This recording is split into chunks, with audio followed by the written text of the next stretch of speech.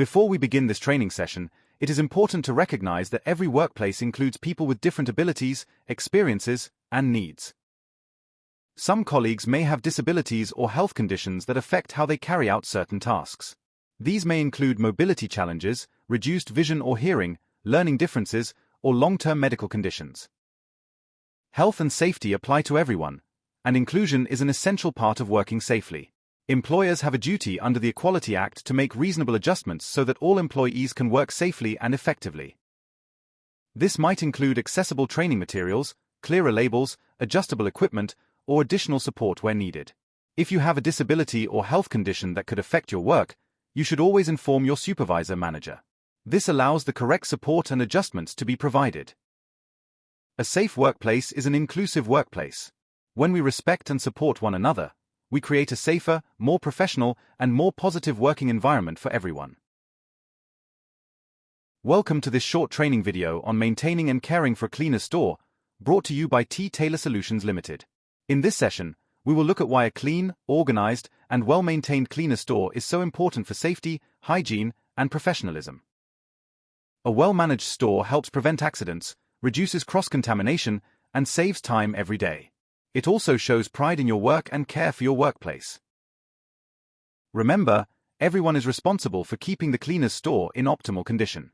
Let us see how we can ensure it stays safe, tidy, and compliant with regulations.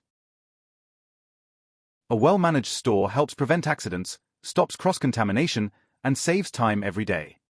It also shows pride in your work and care for your workplace. Remember, everyone is responsible for keeping the cleaner's store in optimal condition. Let us see how we can ensure it stays safe, tidy, and compliant with regulations. Before we look at daily routines, let us quickly go over the laws and regulations that affect how we manage a cleaner's store.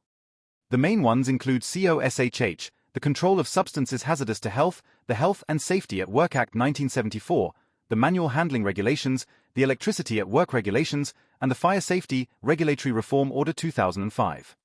Under these laws, employers must provide risk assessments, training, and safe storage for all equipment and chemicals. Employees, on the other hand, must follow these safety procedures, use protective equipment correctly, and report any hazards or damaged items straight away. By following these rules, we all help create a safer, more professional workplace and reduce the risk of injury or damage.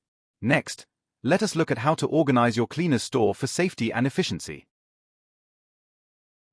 Start by creating zones for different items such as chemicals, dry goods, equipment, and documentation.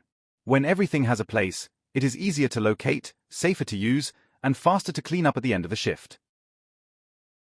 Use labels and color-coded signs to clearly identify areas. This is especially beneficial when several people use the same store. Keep walkways clear and ensure the area has adequate lighting so hazards are easy to spot. Use the FIFO system, first in, first out, when managing stock. That means using older products first and rotating new items to the back. It prevents waste and ensures chemicals do not expire on the shelf. Good organization saves time, prevents accidents, and shows professionalism to anyone who visits your site. Up next, we will look at how to store cleaning chemicals safely and responsibly. Now let us talk about how to store cleaning chemicals safely.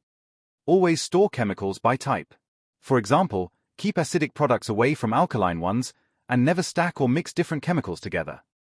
Hazardous products should always be kept in locked cabinets that are clearly labeled. Avoid storing chemicals near heat sources, direct sunlight, or electrical points, as this can increase the risk of a fire or chemical reaction. Keep containers below eye level to avoid splashes and spills when reaching for them. Label each shelf clearly so that everyone knows where products belong. And remember, in places such as healthcare or food preparation areas, color coding may differ, but the hygiene and safety principles remain the same. Clean and dry.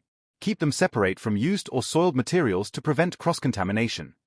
Personal protective equipment, or PPE, such as gloves, masks, and aprons, should have a dedicated shelf or storage area. Keep them clean, dry, and ready for use at all times. Waste bags and liners should be stored neatly off the floor to prevent tripping or contamination. A tidy storage area not only keeps you safe but also helps maintain a professional working environment. Taking care of cleaning equipment is essential to ensure it works properly and lasts longer. Always inspect items like vacuums, scrubber dryers, and buffers before and after use. Empty and clean machines at the end of each shift. Wipe down handles, cables, and filters to remove dirt and bacteria. Store all equipment upright and securely so it does not fall or become damaged. Use drip trays if needed to prevent leaks or water damage. If something malfunctions or is not operating properly, please report it immediately and ensure it is recorded in the maintenance log. Never try to repair electrical equipment yourself unless you have been trained and authorized to do so.